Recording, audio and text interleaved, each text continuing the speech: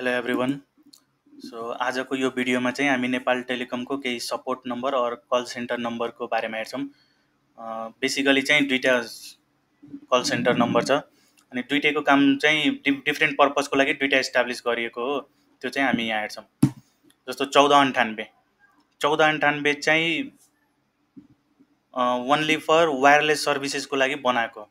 जस्तो wireless related service हाम्रो prepaid SIM, postpaid SIM, नमस्ते वाइफाई। यो नमस्ते वाइफाई र हाम्रो फाइबर टु होम चाहिँ यो डिफ्रेन्ट, यो वायरलेस हुन्छ। यसमा सिमका एउटा राउटर हुन्छ, त्यसमा चाहिँ सिम कार्ड, नेपाल टेलिकमको सिम कार्ड हुन्छ। त्यस्तै यो WHBB।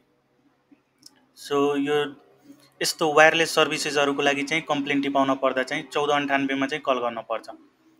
अनि within 1 or 2 days, basically 1 working डेजमा चाहिँ रिप्लाई यसको आइरहन्छ। सो वायरलेसको लागि 1498। त्यस्तै वायरलाइनको लागि FTTH भयो, ल्यान्डलाइन भयो, FTTH नयाँ जडान गर्न पर्ने भयो, त्यस्तोको लागि चाहिँ 198 मा कल गर्नुपर्ने हुन्छ। 198 मा कम्प्लेन टिपाएर हामी चाहिँ यो FTTH ल्यान्डलाइन रिलेटेड इस्यु चाहिँ सोल्भ गर्न सक्छौँ।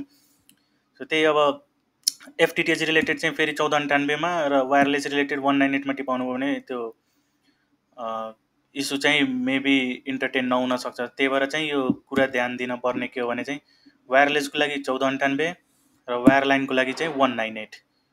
यो चाहिँ नेपाल टेलिकमको चाहिँ सपोर्ट नम्बर हो, और we can say call centre number.